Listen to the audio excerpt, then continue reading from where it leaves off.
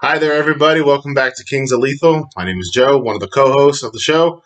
We're going to be cracking some boxes of the new packs of Neon Dynasty out. Really interesting looking set. Let's get to it. It's going to be a three-part episode. It's going to be myself, my brother, and a friend of ours. We're going to get with pack cracking, so stay tuned, and hopefully we get some good pulls.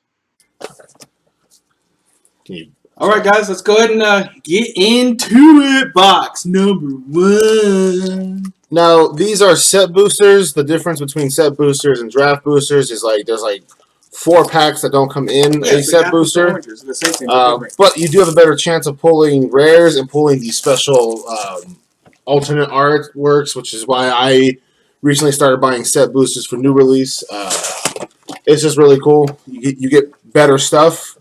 And it's a little poster card that comes on top of these, gives you a little backstory of Kato. Hopefully I said his name right. Probably not.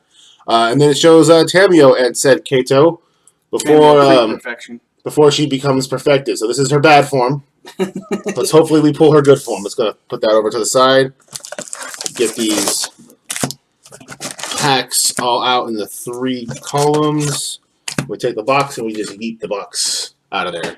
Box is yeeted, box is gone. Don't worry, the box did not get damaged. It will be back and will be used to store cards later on. We're going to open up our first pack. And let us also know if you guys don't mind if we open them upside down like this and then show you the cards, or if you guys want to see them like this. Either way, we'll work it out.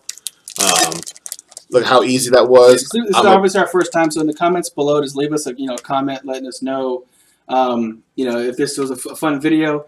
Let us know any way we can fix any of our future videos moving forward as far as helping to make them look better for you guys. Again, this is all a new experience to all of us, so we'll just let us know how you like it. Yeah, all these set boosters come with these artwork cards, which can be, they're really awesome. Gotcha. So we're going to start off with a nice land.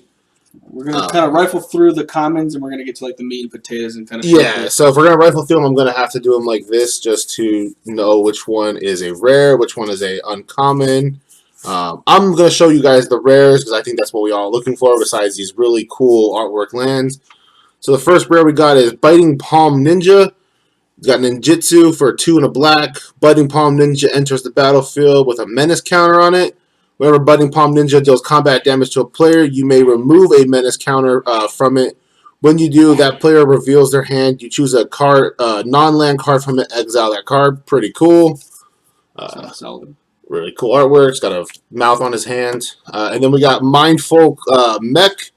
Whenever Mindfolk Mech becomes crewed for the first time each turn, until end of turn, Mindfolk Mech becomes a copy of target non-legendary creature that crewed it this turn, except it's a 4/3. It's a vehicle artifact in addition to its other types, and it has flying, and it's a crew of 1. So 4/3 body for a crew of 1. Pretty good. Definitely going into my mech deck when I finally get that. We're gonna put that over to the side. You can hear the dogs in the background. We're gonna pause it 1 second. Alright, folks, sorry for that technical difficulties. Our friend arrived, the 3rd member of the Kings of Lethal. Officially a 3rd member. You gotta say it right. It's not just Kings of Lethal, it's Kings of Lethal. Yeah, I'm not going to do that, guys. Alright, so next up we got Scoured Barons. Yeah, it's just a land. Just go ahead and write. Guardians of Aboro, Chainfall Centipede. You didn't read the first one. Just go rifle through. Alright. See, we're still adapting. Again, I don't know how this is all to work. Alright, so the first rare we got in this pack is Light Paws, Emperor's Voice, and we have a Hollow Iron Hoof Boar. Nothing too special. I'm not a fan of that pack. Shit pack. Light Paws is okay. Light Paws is actually pretty decent. It's a mono white commander. It sucks. Everybody sleeps on mono white. Don't neglect mono white. Mono white is getting better, just slowly. Wizards needs to actually give them some love. Ooh, we got a signed one of, I believe, Ishin of 2 Heavens. That's going to be worth money. Keep that. No, it's not. Shut up. Fans. What? They never know. Ooh! Alright, the first mythic pack is Go Shintai of Life's Origins. Lance! Now, this is really cool because this is, it can be basically allow you to have a shrine tribal deck. Now, shrine is not a tribe of creature, but you can run all the color of shrines, which if you have them on the board, a lot of shrines like to give their effects equal to the amount of shrines you have. I know I said shrine a lot. I'm going to keep saying shrine because it's a fun word. Shrine. Go Shintai is pretty cool.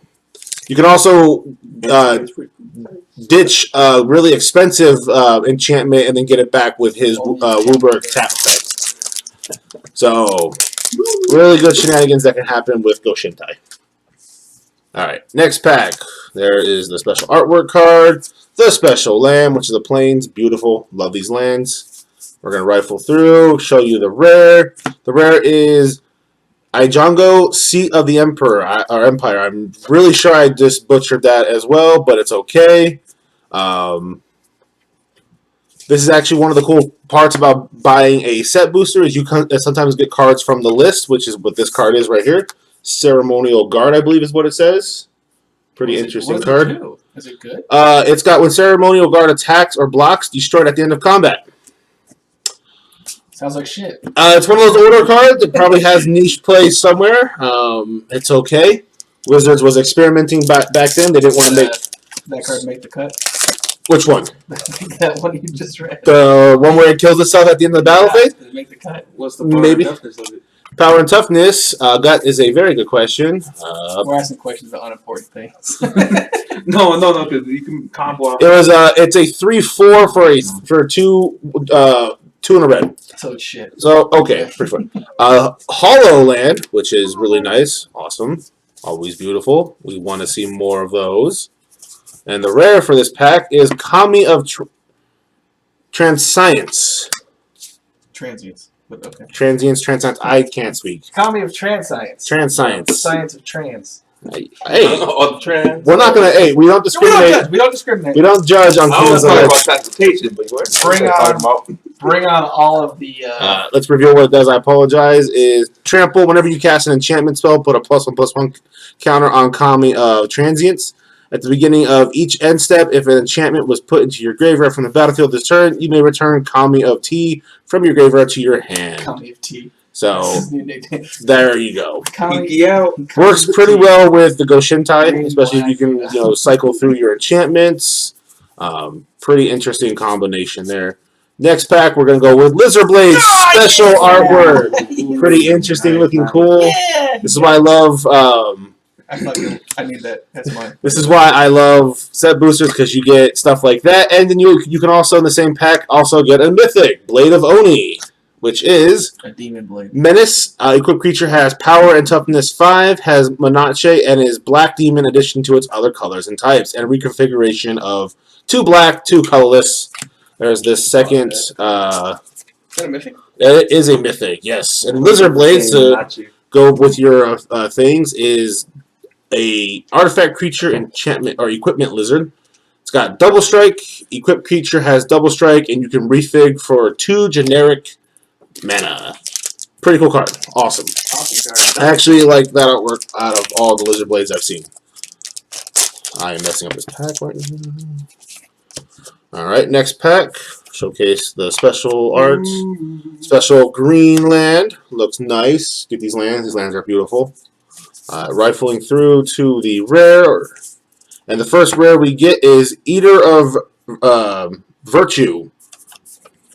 Pretty cool artifact equipment. Pretty much Odric. If you run Odric, it's pretty much Odric on an artifact. You get whatever the creature was that it was equipped to. When that creature dies, it exiles that creature, and then whatever flavor or like a word soup was on that as far as keywords, those get passed on to the next creature it gets equipped to. It's pretty cool. Yeah, it's got a equipped creature gets +2/+0 and an equip of 1, and it's a 1-drop. So pretty cool. It can make other Odric decks. Yeah, so if it was equipped to a flyer and that flyer dies, that flyer then gets exiled under that sword. When you equip that sword to another creature, now that creature has flying and whatever else it has. And so it essentially passes on keywords. It's pretty awesome. Yeah, and then we got another card from the list, Magus of the Moon, which is pretty cool because non-basic lands are mountains. This can really, it's a set booster. Yeah, it comes from the list. From the list, yeah. Oh, snap. So, again, buying set boosters, you can get these cards from the list, which there are some pretty decent cards on there. As you can see. I really hope that Wizards reprints or makes another mystery booster set, because that was where I got my, that's where I got my, Mana Crypt from. So, The Mana Crypt? yeah, Mana Crypt. Great card. Love it. All right. Next artwork card, and rifling through to the rares, we have Brilliant Restoration. 3 and 4 pips of whites. Return all artifact and enchantment cards from your graveyard to the battlefield. Great card. Really good card, especially for artifact heavy decks, enchantment heavy decks. Well, that one's combo also, with Goshintai. That one's also only yours, whereas Yes. other ones bring everybody's back So the trade-off, you pay for you have a higher, steeper mana cost. by 1. Well, no, that one's 4 pips. Open the Armory is 5 generic 2. So Yeah, I know what I'm saying. you got to trade off. More actual colored white pips, but it's only you getting the Yes. benefit, nobody else. So I think it's worth the extra pip. Oh, of course. So it's your preference. If you know your opponents don't have good artifacts or you don't mind them, Or if they do. because you might have something that could come into the battlefield and either clone their artifacts or take their enchantments or something, or just destroy them as soon as it comes in. So it doesn't matter. It's got its virtues and stuff like that. The next rare card we got is Kumano faces Kakazin. Anybody like Kiki Jiki? It's a That card is. saga that's a rare for a 1-drop. That's not the Kiki Jiki one, is it? No, whenever K versus K deals 1 damage to each opponent and each planeswalker they control, that's the first chapter. So as he comes in, it does that. We'll ping them each for 1. Chapter 2 is when you cast your next creature spell this turn, that creature enters the battlefield with an additional +1/+1 counter on it. So not bad. And then Chapter 3, you exile the saga and it comes back in as Etching of Kumano. Hey, it's a haste creature. Human Shaman. If a creature dealt damage this turn by a source you control will die, you exile it instead. So actually not a bad little card to have. Can do some really nasty shenanigans. And then we got another rare, Hitsugu Devouring Chaos. His alternate art form, which is pretty cool. This card is actually pretty cool because it can come in 3 different colors. Plus this one, so it comes in like the purple, the red, the blue, and like a yellow. It's really cool. Hitsugu Devouring Chaos is a 3 black legendary creature ogre demon with tap black, sacrifice a creature, scry 2, which really plays into his other ability of tapping 2, a red, tap him, exile target card, exile the top card of your library. You may play that card this turn. When you exile a non-land card this way, Hitsugu Devouring Chaos deals damage equal to the exile card's mana value to any target. So Cool card. you sacrifice a creature, so he's got a sack outlet on him. You can scry the top 2 cards of your library. Really great. And that's a good card. Like I said, this is why I love set boosters. That was my second rare, and this is in the same pack. This is the 3rd card I pulled in this pack. Tezzeret, Betrayer of Flesh. He's a 2 and 2 blue legendary planeswalker Tezzeret with the generic ability of the first activated ability of an artifact you activate each turn costs 2 less to activate, so that's amazing. His +1 is draw 2 cards. Passive ability. Passive. My fault. Not generic. Passive. Sorry. Thank you, Steel. +1 is draw 2 cards, then discard 2 cards unless you discard an artifact card. Really cool. His -2 is target artifact becomes an artifact creature. If it isn't a vehicle, it has base power and toughness 4/4. This -2 synergizes really well with a lot of the new artifact vehicles that come in this set. So Tezzeret, get your hands on it. Amazing. -6. Not the best ultimate, but you get an emblem with whenever an artifact you control becomes tapped, you draw a card. Yeah, not the best. Not the best. There are other ultimates that affect the board in a bigger state. Anybody ever hear of Affinity? Tap your artifacts. Not gonna lie, this is the second Tezzeret I've pulled. Not that great. It's a sign. All hail Phyrexian. So I'm gonna put that right there. Not the best. Not the best. It's okay. No, it's fine. Yeah, we just tap my artifacts to cast spells and then draw a bunch more. You can't. No. What? What do you mean affinity? You tap your artifacts to cast. Yeah, but you would need to have him at -6. It means I'd rather keep him on the board. Proliferation. It's what Phyrexians. But it's not what blue artifacts do. Not with these guys. Sounds like a lot of blue. There's another green land. A lot of blue proliferate. Ooh, the green tree. That's a good. So the next rare we got is, and again, I apologize if I butcher these. Bosaiju, who endures. It's a legendary land. You can tap it for a green, or you can channel it, which you tap a one colorless and a green. You discard the land. Show it off. Destroy target artifact, enchantment. I was reading, so I don't mess up the ability. Sorry, folks. Sorry for the blurry ass thing. Destroy target artifact, enchantment, or non-basic land an opponent controls. That player may search the library for a land card with a basic land type, put it onto the battlefield, then shuffle. This ability costs 1 less to activate for each legendary creature you control. So basically, if you control your commander, creature, you get to just tap it for a green and channel it to destroy target artifact, enchantment, or non-basic land, which can be used at instant speed. So that's pretty damn decent. Oh, this is actually a pretty cool card from the list. Polymorph. Oh, nice. Cool art. It's a rabbit turning into some weird creature.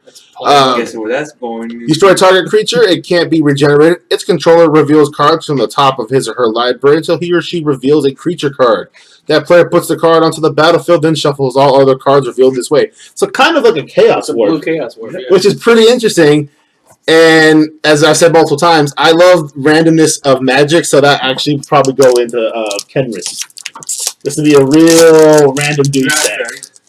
Sorry guys, 1 second. I'm gonna try and fix some lighting here real quick. Give me a second. See if does that make it better? It looks like it's a little better because you can actually see these cards now. Yeah, but I can't see. It's not about you, man. You're not important. I know I'm not. It's for the fans. Let me know if that lighting works better, guys, in the comments. Again, this is a learning process for all of us. Alright, so the next rare we got in the next pack is Tatsunari Toad Rider. 2 and a black. Whenever you cast an enchantment spell, if you don't control a creature named Kemi, create Kemi, a legendary 3/3 black and green Frug creature. Token with whenever you cast an enchantment spell, each opponent loses 1 life and you gain 1 life. He also has tap 1 and either a green or a blue. Tatsunari Toad Rider and target frog you control can't be blocked this turn except by creatures with flying or reach. He's a human ninja, which can be a 3-color commander. Awesome card. Actually, it's 3. pretty cool. Black, blue, green. Yeah. He helps out with frogs, Fruits? which we need to have more frog tribals. Next pack. Are you going to do that every time? No, Why not? Nickel Balls has been retired. Alright. We haven't hit any of these red special lands, which I'm kind of disappointed at, because I really want a lot of these. Hit any of the cards I want. Yeah, well, that's where your pack comes in. You're supposed to pull everything I need. No, that's fine. Alright, next. Ooh, cool. Can I turn this back on? Oh, yeah, go ahead. Sorry, it's hard for me to read. It's fine. They can still see it. Look. Yeah, it's a little glare. Okay, It's fine. Again, guys, we apologize about this first time. Please give us constructive comments, and we'll be happy to help you out. Constructive, not just be an asshole. So the first rare we got is March of Reckless Joy. You can tap X and red for an instant. As an additional cost to cast this spell, you may exile any number of red cards from your hand. This spell costs 2 less to cast for each card exiled this way. Exile the top X cards of your library. You may play up to 2 of those cards until the end of your turn. So a pretty decent card. It's got a cool artwork for the special thing. The second rare card we got is Satoru Umezawa. Basically, he's a black, blue, and 1. Whenever you activate a ninjutsu ability, look at the top 3 cards of your library. Put 1 of them into your hand, and the rest on the bottom of your library in any order. That's the one that we got. This ability triggers only once each turn. Each creature card in your hand has ninjutsu of a black, blue, and 2. So, pretty decent. Hey, you like Emrakul? Now it's a ninja. Yep. Lyso Colossus? I would still prefer to have... I mean, it's a different build than... what's your favorite card, Nick? My favorite card? No, it's that Lance plays. Swan Song? No. His ninja chick.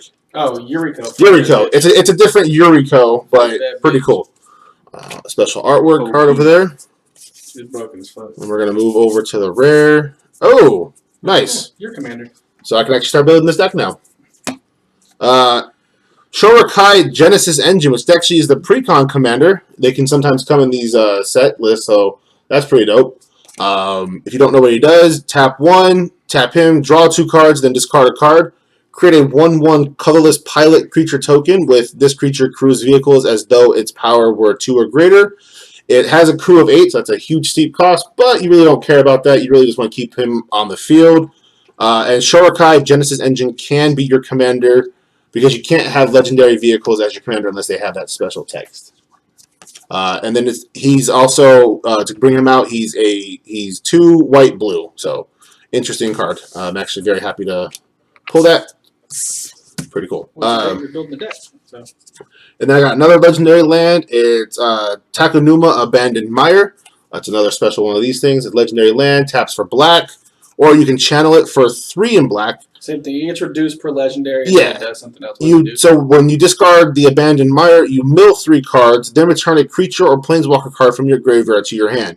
This ability costs 1 less to cast for each other legendary creature. So it's actually not bad. You have old Stick Fingers, any Graveborn deck. This is actually a pretty cool card to throw in there. Also, a cool thing is the land doesn't come in tap, so if you draw into a late game, it literally is just another. Channel's kind of like it's an old keyword from way back when, but it's kind of like another version of cycling.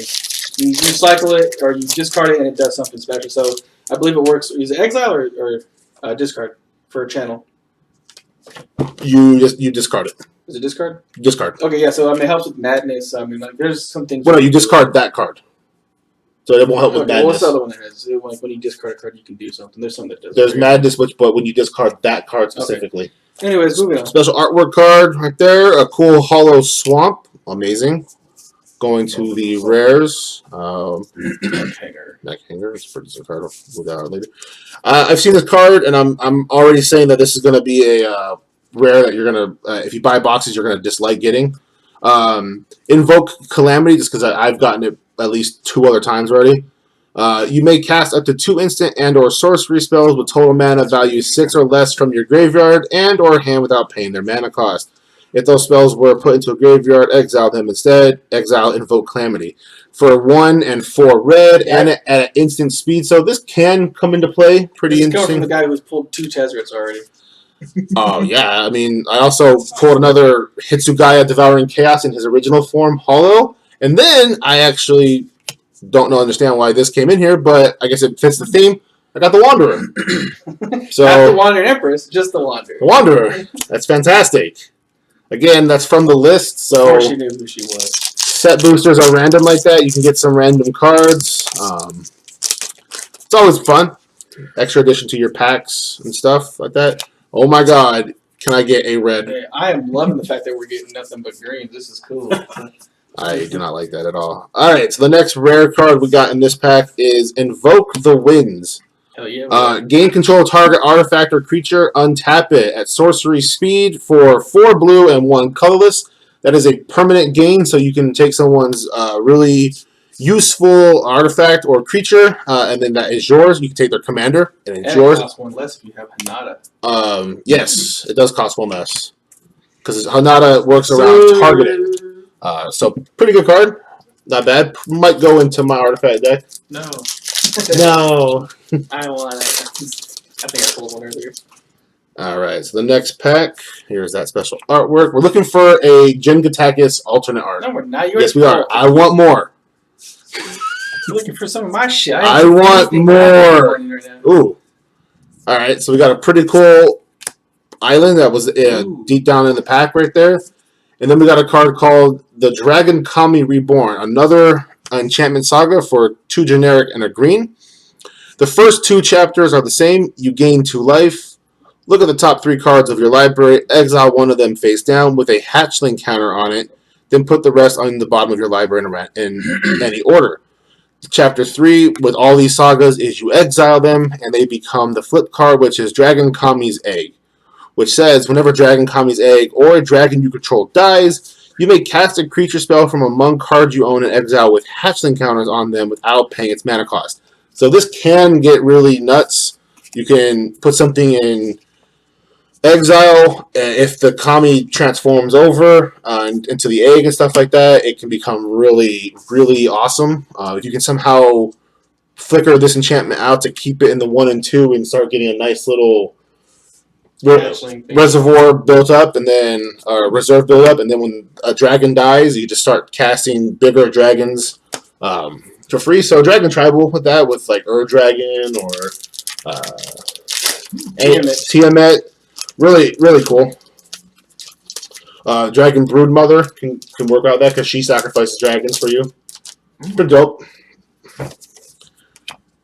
Yeah, there's a basic red. I don't want basic reds. I'm not basic. Alright, so the next rare card we got in this set is Myojin of Grim Betrayal.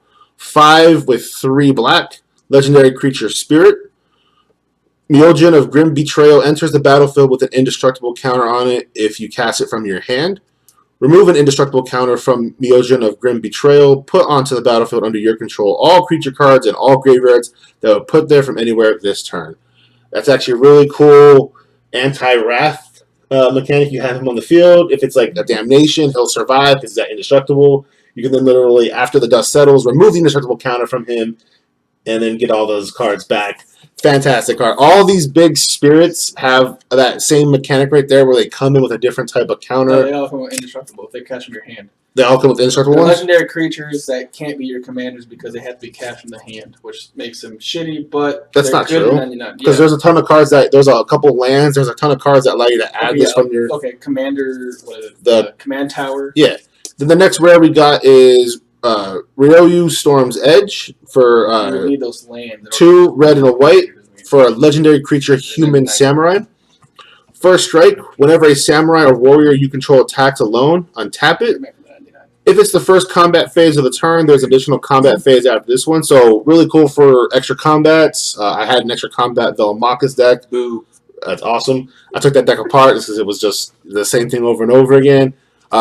Really cool for, there's a lot of cool samurais in this that all work around the whole attacking alone thing. So you combine samurais with this thing right here with, what's the ability where when a creature attack Exalted? You can get some pretty nasty, beefy combos. So, not really a big fan of those, but yeah, but then you can give them double. I mean, they attack alone. Yeah.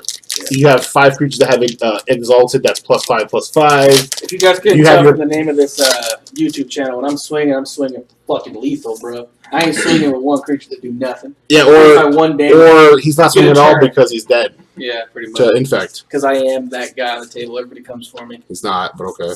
Yeah. Never mind. I'm not gonna go. All right, I'm happy. 100% that bitch. We got a first one, the red. I love this one because it's got a dragon. I have a dragon tribal deck, which is what's going in. It's a dragon. It's a kite. It's a dragon kite. I don't give a shit. Dragon kite, dragon hatchling. The rare card we got in this one is Soul Transfer. 1 and 2 black. Choose one. If you control an artifact and an enchantment spell as you cast this, you may choose both, so you have to control both artifact and enchantment. The first choice is exile target creature or planeswalker. Not bad. Or the other one is return target creature or planeswalker card from your graveyard to the hand. Now, what kind of sucks about this is it's at sorcery speed. If this was at instant speed, it would be amazing. I mean, it is spot removal and exile. Yeah, you have to have a couple steps there, but it's an exile spot where it says, hey, Blightsteel, get out of here. Ain't indestructible, get out of here. Oh, look, a Human Samurai with the Bushido counter. So from the list. So look at that. Who would have thought a human would be a samurai? You know what? I do not appreciate the back talk from the peanut gallery. that red and white commander you just showed, like they made the guy on their black. I mean, that's guy. I'm all for equality. That's racist. It's a black samurai. He's a samurai legendary commander, and he's a black guy. It's Bro, a black samurai. Just tell me you watch the anime, Magic. That's it's Afro samurai, not black samurai. Whatever. Okay. Great. Our show is barely up and we're canceled. You're right because it's Afro samurai, but it's a Jew guy, right? Show's barely getting online. Wait. Oh, look at that. We're gonna get into this. All right. So, ignoring the peanut gallery, we pulled another mythic. Kodama of the West Tree alternate art. Cheater. Looks fantastic. Yeah. Cheater. Kodama is a 2-drop with a green legendary creature spirit with reach. Modified creatures you control have trample. Yes, they do. Whenever a modified creature you control deals combat damage to a player, search your library for a basic land card, put it on the battlefield, tap, then shuffle. So, modified is a pretty cool thing. Nick's building that, and it's gonna be badass. Wait till you guys see it in action. The next rare we got, I actually like this artwork. I might get a mat of this if it comes out, is March of Otherworldly Light. It's X and a white for instant speed. As an additional cost to cast the spell, you may exile any number of white cards from your hand. The spell costs 2 less to cast for each card exiled this way. You exile target artifact, creature, or enchantment with mana value X or less. So, good massive board wipe. 1 second, really quick. Pretty interesting. Exile target artifact, creature, or enchantment with mana value X or less. So with Hinata, this thing exiles all artifacts, creatures, or enchantments with mana value X or less. Actually, X would only be 1 though, because it's 1 per. No, because it's 1 per target. So whatever your target is, that's what X would be. Pretty interesting. I'm kind of curious how that works now with Hinata, because it reduces it by 1 per target. But X is what you're. All right, there's a special art. We got a blue land. Really great lands. I love these. Yeah. All right, so the next rare card we got is a red card called Scrap Wielder or Welder. 2 and a red. You for a Goblin Artificer, you tap him, sacrifice an artifact with mana value X, return target artifact card with mana value less than X from your graveyard to the battlefield. It gains haste until end of turn. It's actually not bad. Unfortunately, the vehicle commander doesn't have red. This would work really well with his synergy. But you got Saheeli decks, which I had a Saheeli artifact deck, and it is bonkers. I have it, and it's amazing. Yes, you can go so many ways with just one planeswalker commander. Saheeli, she's amazing. You guys are fucking lame. Why? Because we actually have culture. You guys run artifact. For my Indian girl. Sorry. A lot of people run artifact decks. Yeah, you're right. Kozilek, yes.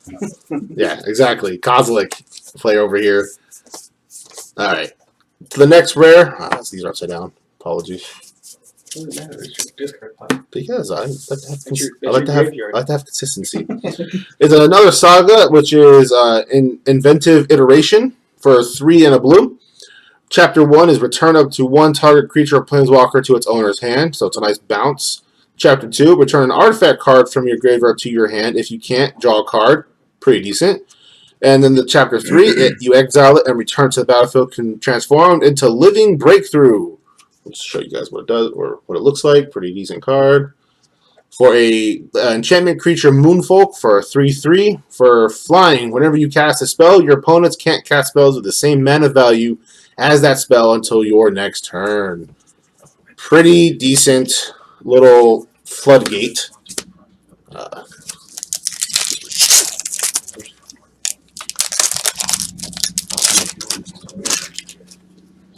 All right, on to the next pack, folks. We're just gonna go right to the. So I got the blue Meogen. Dang it, did that again.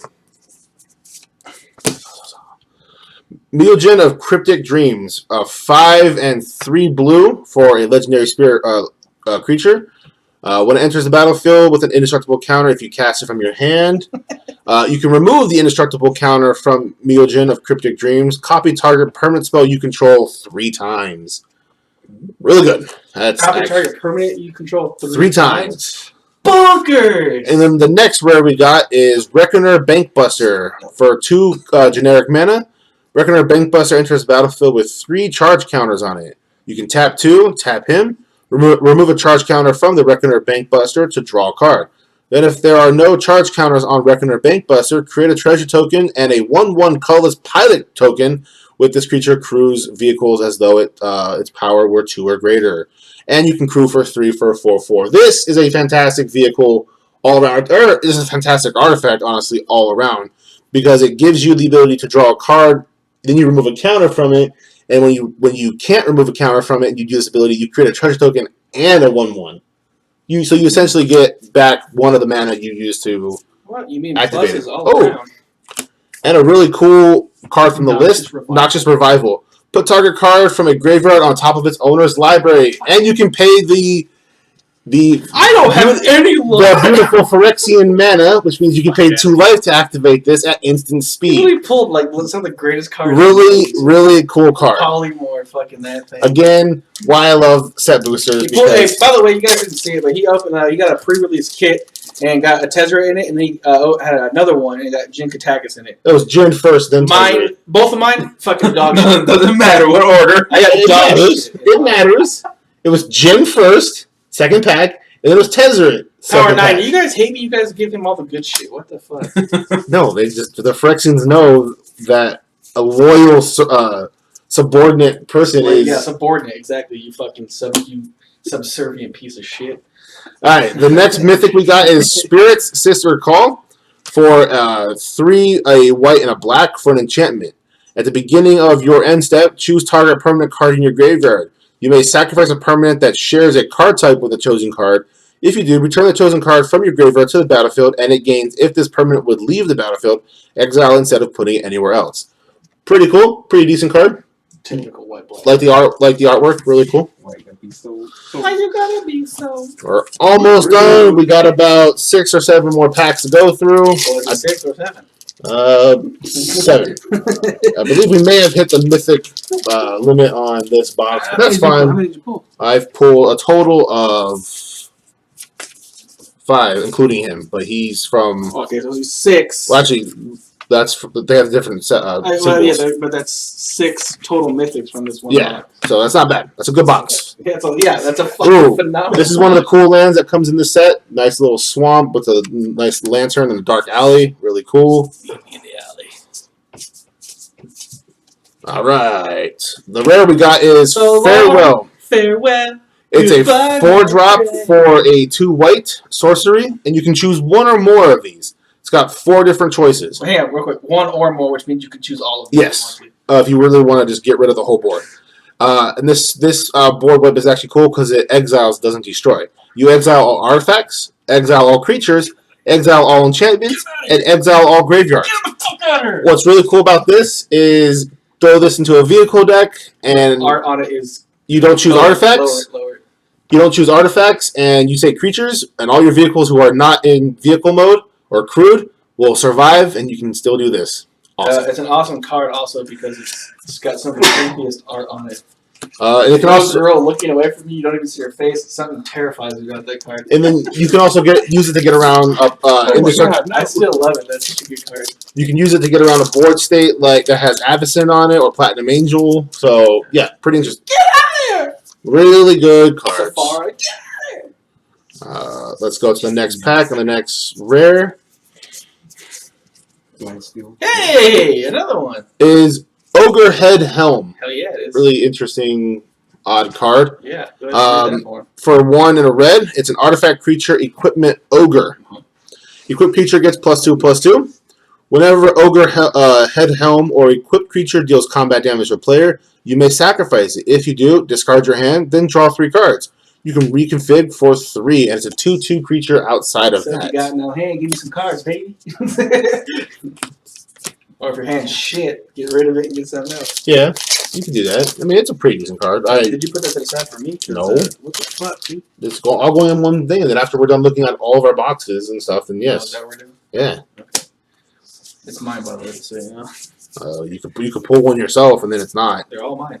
No. Next rare in the list is Lion Sash, another reconfig artifact creature for 1 and a white. You can tap a white, exile target card from a graveyard. If it was a permanent card, put a +1/+1 counter on Lion Sash. And it says from a graveyard, so you can graveyard hate on your opponents. Equipped creature gets +1/+1 for each +1/+1 counter on Lion Sash. And you can reconfig for 2. It's a great card. Good card. Again, it's got the graveyard hate for your opponents if they're playing Stick Finger. They're Counters playing... on it. It's an artifact when it's equipped to something. Or it's a creature, so it's going to be a big creature. Or when you equip it, now it's a big equipped creature. Yeah, Lion Sash is going to be a pretty decent card. I can see that. Hey, look at that. Special artwork of the lands I want. A hollow green land, which looks really nice. Let's go to the rares. The next mythic we got is Another enchantment is Jugen Defends the Temple. You create a 1/1 green human monk creature token with tap, add for green. Chapter 2 is put a +1/+1 counter on each of up to 2 target creatures. And 3, you exile and return it to the battlefield as Read that shit. Remnant of the Rising Star. Enchant creature Dragon Spirit for 2/2 flyer. Whenever another creature enters the battlefield under your control, you may pay X. When you do, put X +1/+1 counters on that creature. As long as you control 5 or more modified creatures, Remnant of the Rising Star gets +5/+5 and has trample. Yes, sir. So that's a really Yes, cool sir. mythic as well. Cool artwork for it. What the hell is that thing? And then we have another rare called Invoke the Ancients. Oh, okay. For 4 green and a 1 sorcery. Create 2 4/5 green spirit creature tokens. For each of them, put your choice of a vigilance counter, a reach counter, or a trample counter on it. Pro, really cool. It immediately gives you modified creatures of any type, and it can help you give a nice shield for any card that comes your way. And then from the list, we got Noxious Ghoul, pretty cool zombie. I already have this guy, pretty decent. Good for zombie tribal. Well, you already had it. Obnoxious fuck! I so hate you. Oh, I pulled Noxious Ghoul and Noxious Revival. I got a theme going, baby. You're a noxious person. I'm a toxic person. There's a That's difference. the same fucking thing, Jesus. There's a blue land. No, it's Noxious, toxic. Look at It's different. It's different. Same, but different. All right, the next rare card we got is Satsuki, the Living Lore. We'll read it once I fix this. For a green and a white, so a really cheap commander to get out. Legendary creature, Human Druid for a 1/3. You can tap her, put a lore counter on each saga you control, activate only as a sorcery. So she speeds up your sagas to get them to their ultimate form quick. Whenever Satsuki, the Living Lore, dies, you choose up to 1. Return target saga or enchantment card you control to its creature's hand, or return target saga card from your graveyard to your hand. So, not the, it's going to be a niche play, but if you want to play sagas that are in, there's a lot of good sagas in white green. Plus, you're bringing sagas. So we have a buddy Lance. He has a white green enchantress deck. She is a really awesome enchantress. I wouldn't say commander, but it's a really awesome enchantress card. I would love Magic, if you're listening, Wizards of the Coast, I would really love to see a 5-colored saga commander. Because then you could run all the sagas, make it kind of cool, don't overly bust it. But the fact that it's white-green, there's a lot of white-green sagas. Some of them are good, some of them not so good. But I feel she's more going to be like an enchantress-style deck, where just enchantments, not necessarily sagas, but mainly just enchantment focus. I mean, there's already 5-color commanders out there that you could technically run if you want to run the 5 sagas. Yeah. Sagas. You could run Kenrith. He doesn't really help with it, or you can run, I think, Jorah, the guy that allows you to tap for Wooburg to play these cards. Now you're kind of over tapping for some of them, but he just gives you access if you just don't mind. She's not 5-color, but I would look more at like a Traxa because she proliferates and she can help you help get through faster. Well, then you'll also be in green, white, blue, black. So yes, you use that on red. But I mean, some of the red ones are pretty boss though. So, I mean, I would like to see that because it'd be kind of a fun play. You got to take a hit here and there somewhere. Yeah, of course. All right, the next rare we have is Shajiki Jukai Visionary for a 1 and a green. Legendary enchantment creature Snake Druid. You can tap his mana cost, tap him, return Jukai Visionary to its owner's hand, reveal the top 4 cards of your library. You may put a land card from among them onto the battlefield tap, put the rest into your graveyard. Or you can channel him for XX green, discard Shigeki, return X target non-legendary cards from your graveyard to your hand. Pretty niche commander, has some cool little synergy with some stuff. But yeah, pretty decent. And the last pack of the first box, folks. Let's hopefully we get a banger. We haven't gotten any really good ones. Reason why you put this card in the token pile? No, I don't know. Hey, look, another Dragonland. Woo! That's the card we're looking for, boys. That's it. Just that one. All right, the next one is the Kami War, which is a Wooburg Saga. So the first step of it is a Wooburg Saga +1, which Wooburg just means all 5 colors. I'll just show you guys. Boom, all 5. Right here on the top. Exile target non-land permanent and opponent controls. That's pretty awesome. Chapter 2, return up to 1 target non-land permanent to its owner's hand. Then each opponent discards a card. So, awesome. So you get rid of something on their field, and then they have to discard something. Chapter 3, once again, you exile it, and you return it, and it becomes O Kagagachi Made Manifest. O Kagagachi Made Manifest is all colors. Flying Trample for 6/6. Whatever O Kagagachi made manifest attacks, defending player chooses a non-land card in your graveyard. Return that card to your hand. O Kagagachi made manifest gets +X/+0 to end a turn, where X is the mana value of that card. So not bad. This would play into the whole having a Wooburg enchantment commander, but pretty decent. Love it. It's actually pretty cool. And then the second rare card we got is Thousand-Faced Shadow for 1 blue generic mana and for a creature human ninja of 1/1. Hollow. Let's just show you the cool artwork of it. For ninjutsu of 2 and 2 blue for a flying creature, when Thousand-Faced Shadow enters the battlefield from your hand, if it's attacking, create a token that's a copy of another target attacking creature. The token enters the battlefield tapped and attacking. So he's kind of like Shakashima of 1,000 Faces esque themed and pretty cool. That's the first box we opened, folks. The next video is going to be my brother opening his box. Actually, it'll be Steel opening your second box. I'm last with my box. Okay, it'll be Still opening my second box. You gotta save the best for last. Watch Stay tuned for part 2. Watch Nick's box be hot garb. Well, why am I fucking pre-kiss word? But thank you guys for tuning in. Box 2 coming up now, or not now, but shortly after. Stay tuned. Here we come.